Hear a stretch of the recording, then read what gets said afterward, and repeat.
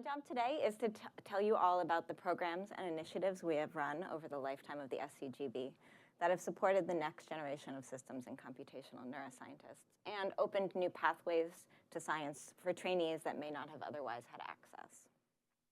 These programs have sparked, sustained, and supported trainees, and they have nurtured the next generation of scientists in the field. And the success and contributions of these trainees are one of the ways that the SCGB's impact will live on beyond its 11 years of funding.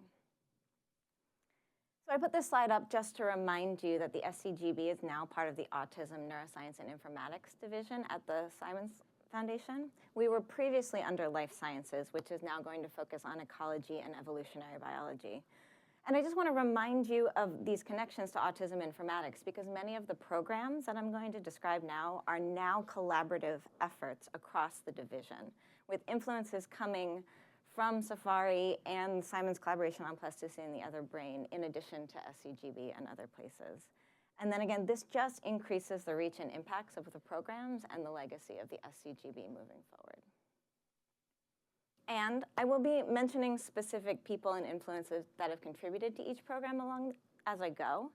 But I wanted to note here that none of this would have happened without a deep commitment to training the next generation from the executive committee, the foundation, and Jim. And a deep commitment and enthusiasm from all of you who have served as mentors and supported these programs. So thank you.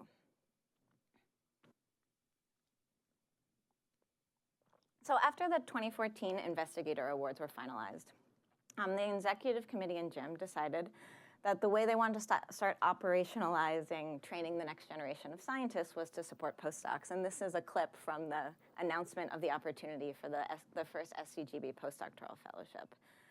And I highlight this piece, that line there in yellow, the interface of theory and experiment, because this was specifically aimed at postdocs that were in a position to be particularly collaborative at the interface of theory and experiment. We did not have a strict limit on early or late tenure in the postdoc because we wanted to allow for flexibility for those changing fields like Vikram and many others who had this fellowship to learn new techniques so that they could access it. And we were, again, really targeting those that could be the glue. So our first class of fellows, this is the announcement that went out about them. And we had 10 in our first class of fellows. And importantly, I think you can see many familiar faces here. Many of them went on to start their own labs and are still part of this community today. In total, we had 3 classes. This is the 2016 and 2017 class. There were 8 in the 2016 class, 3 in the third year in the 2017 class. And again, many of these people are still in this room. They're now PIs with their own labs, and they are in turn training the next generation of scientists, having grown up in science with the SCGB. So in 2017, when the request for applications that included larger collaborative groups was finalized, one of the ways that we decided to encourage deeper collaboration between labs and in these larger groups was to facilitate community and connections among the postdocs in the SCGB. So one of the ways that we did this, which you can see over here on the left, this is pictures and a little video of an event we ran at Cosine for about 5 years that was called Theory and Experimental Matchmaking. You can think of it as speed dating, but for science. So the theorists would sit down and experimentalists would sit down, and we would literally have a timer or a bell where they would explain their science to each other and then switch. We also organized regional meetings quarterly in areas where there was a high concentration of SCGB labs in New York, Boston, San Francisco, Chicago. And these were talks followed by dinners where postdocs presented to the other postdocs and grad students about their work. And the point was really to drive scientific conversation around the work going on in the SCGB and create connections. We also organized dinners at major meetings where people came together for trainees at Cosine, at SFN. We invited the trainees to attend and present at our virtual site visits, which were really the scientific progress reports for the SCGB. And the goal of all of this was both supporting the careers and scientific development of these early career scientists and increasing collaboration within and among the SCGB projects. Then, in 2021, we launched our Bridge to Independence Awards. Now, these were modeled after a program already running in our autism research initiative, SAFARI. And the whole idea was to support senior postdocs on their way to starting independent labs. And I really want to make a shout out here to Laura Long, who's sitting over there, who used to work for the Simons Foundation and put in a lot of work into learning from SAFARI and getting these Independence Awards up and running. So what these were, we interviewed the fellows, and then the ones we selected, we gave them a commitment to 3 years of funding upon activation of a tenure-track faculty position. And importantly, one of the things we thought a lot about was how we constructed the application. And we wanted it to be very useful for the people who were applying. So not just thinking about another 3-year grant necessarily, which a lot of other fellowships do, but really thinking about what kind of materials would you need to go and get a faculty position with. And so we decided to ask for their sort of vision for their faculty lab in the application. The Independence Fellows were paired with specific mentors in the SCGB. And they got support from us, the scientific staff, on things like startup packages and job negotiations. And importantly, we organized community meetings with professional development support. There's an annual retreat. And our first class had 4 fellows, all of whom most of whom you will see here. All have landed faculty jobs. From 2022 to 2024, the cohort grew. We had 7 fellows in 2022. And then beyond that, we combined the community and programming across the Autism and Neuroscience division. And what this really did was give a larger community of fellows. They were still assigned specific mentors within the SCGB, and they still had the support from the scientific staff. And importantly, moving forward, as you heard Kelsey talk about this morning, we're going to continue to support this program across autism and neuroscience at the Simons Foundation under the title of the Fellows to Faculty Award. And the scientific focus of future fellowships will be on the new and future scientific areas of the next generation of the neuroscience collaborations. And I want to point out that this program is now run by Jen Valdivia-Espino, with oversight from me and Jen Fossfeig on the SAFARI team. So thank you to both of them for the collaboration that helps this continue.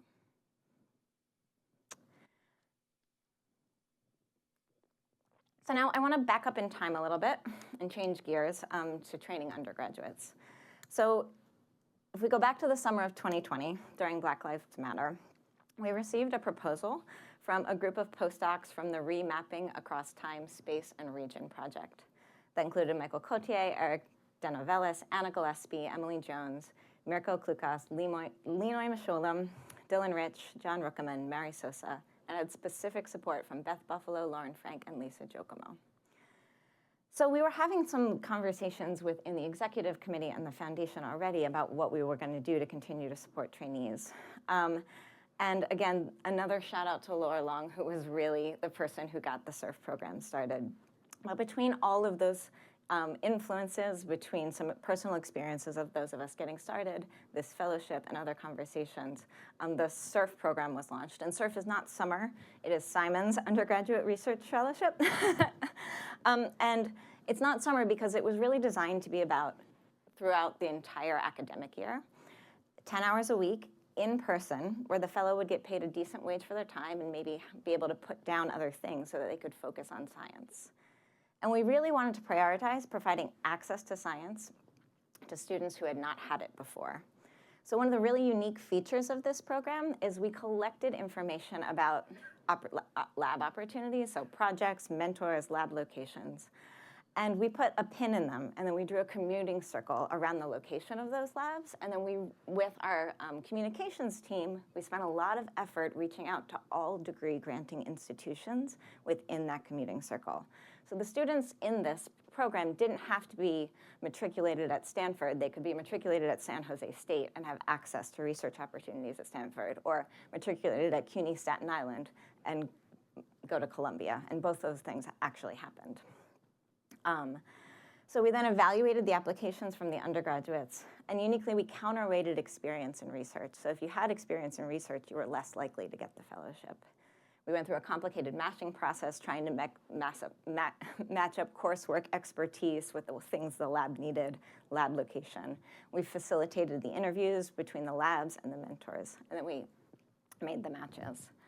So this was our first class of fellows.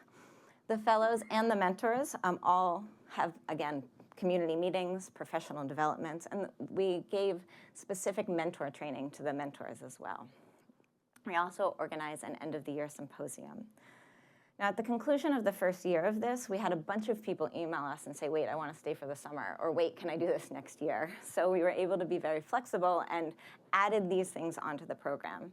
So now the program is 1 year during the academic year with an option to extend to the summer and a second year if it's mutually wanted by both the fellow and the lab.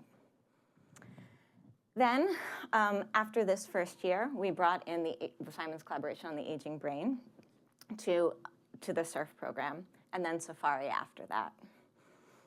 And in 2023, we changed the name, and we expanded the name to Neuroscience, but importantly, we named the program in memory of Krishna Shenoy.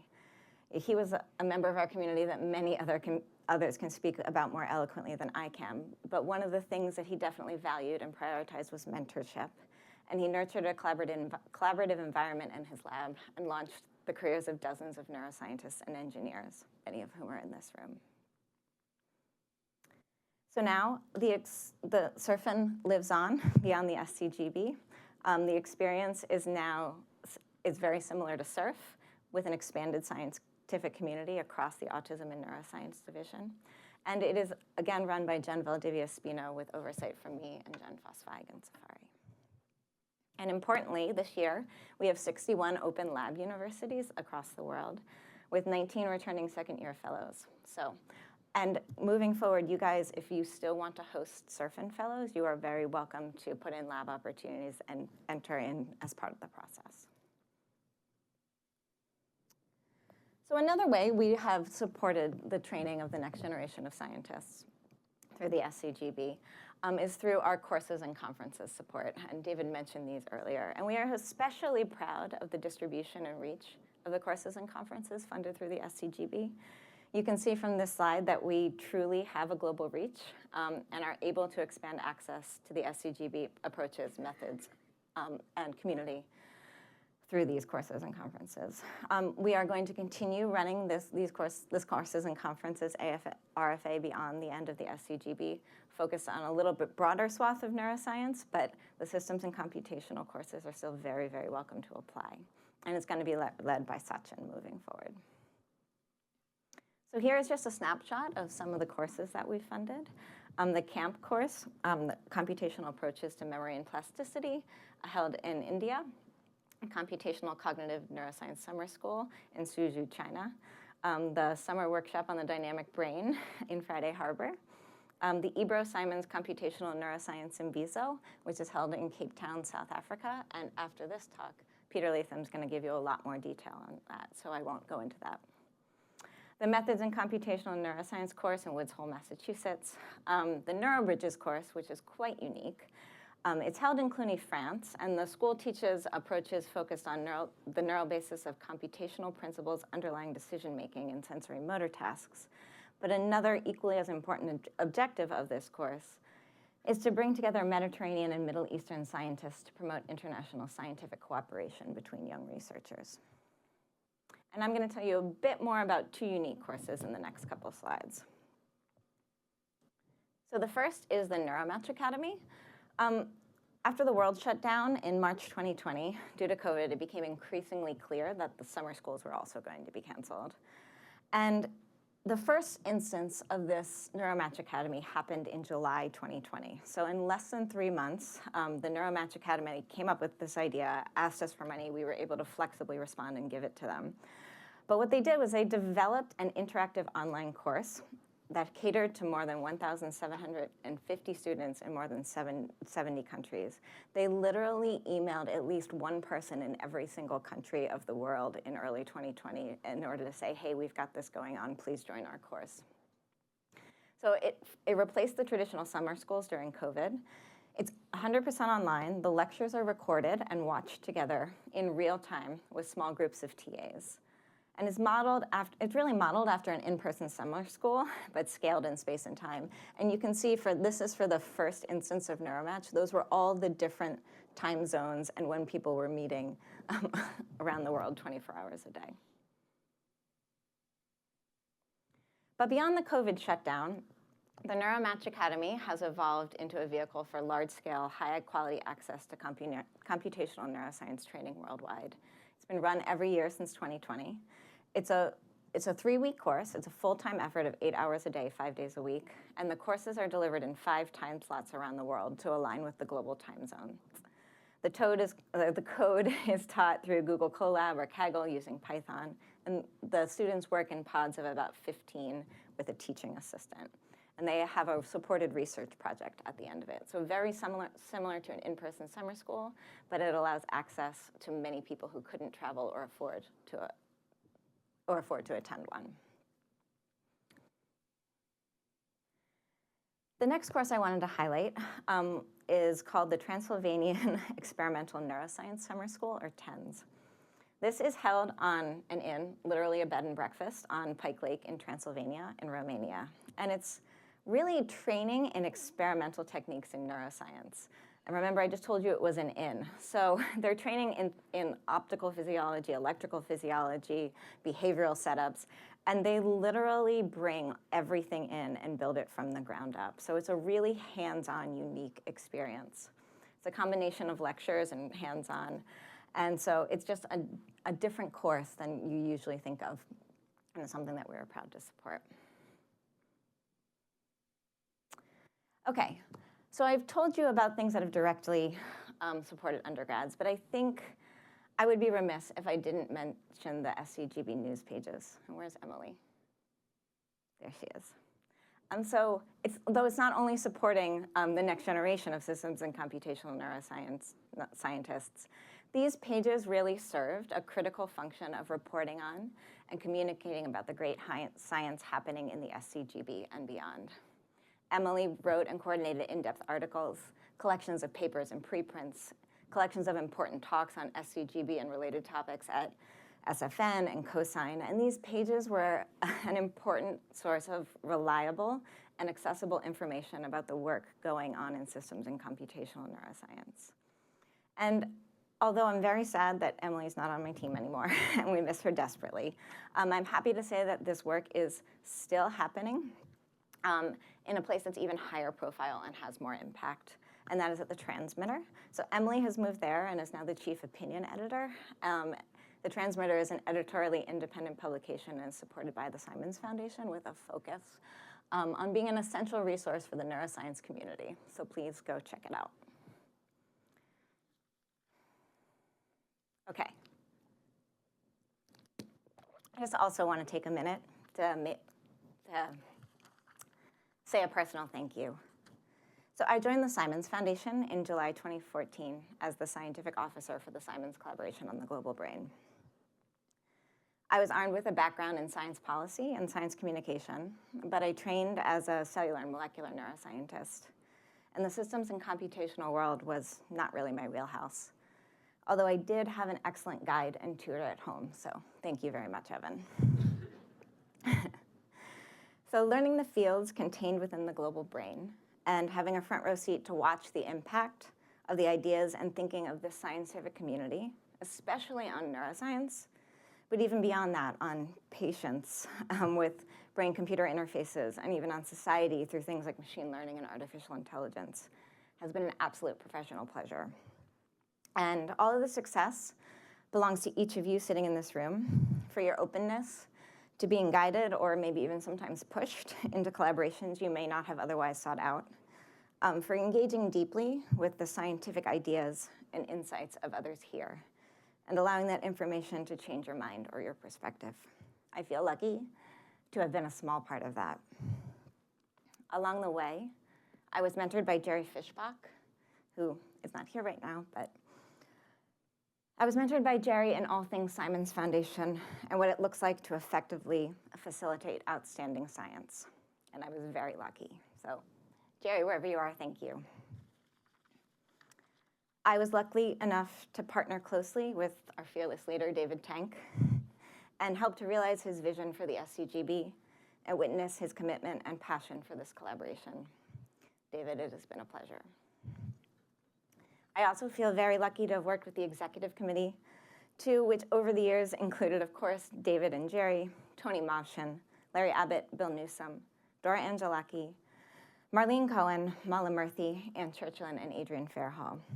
They have worked harder behind the scenes than all of you know, and we've spent countless hours together on Zoom. And they deserve a large part of this credit for the success for the SCGB. We've had a wonderful team at the foundation that has worked on the SCGB over the years. Kim Scobie, Emily Singer, Annalise Geta, Laura Long, Kritika Venkataraman, Sachin Ranade, David Layden, Deborah Kenyon, Danielle Patch, Noah Dlugach, Tamara Thomas, Vanessa Rivero, Grace Mattern, and Stephanie Adika, who takes personal responsibility for all of your flights and making sure you get here to and from on time. And many others I know I haven't mentioned or I'm forgetting. And now Kelsey Martin, who has become a mentor to me and is leading us into this next phase. So thank you all. Many of the professional relationships started through the SCGB have evolved into personal friendships. And it's truly been a privilege working and singing karaoke with you all. So thank you.